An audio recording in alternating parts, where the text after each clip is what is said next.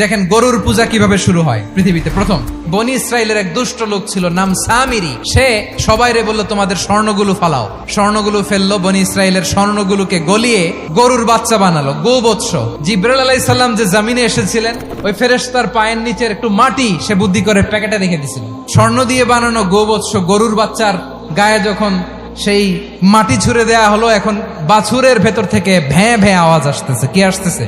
সবাই তো অবাক। সামিরি বলে, আরে তোমরা যে 70 জন দিয়ে মুসা আলাইহিস সালাম রে পাঠাইছো ওইদিকে, এত ঘুরতেছে, আল্লাহরে খুঁজে পায় না, আল্লাহ তো এটার ভিতরে ঢুকছে।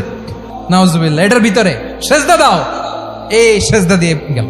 হারুন আলাইহিস সালাম তাদেরকে বুঝালেন, শিরক করো না, আল্লাহরে ভয় করো। শুধু এতটুকুই তিনি বুঝালেন, দাওয়াতি কাজ পালন করলেন, কিন্তু প্রতিরোধ করেন নাই। এই ঘটনা থেকে শিক্ষা কি?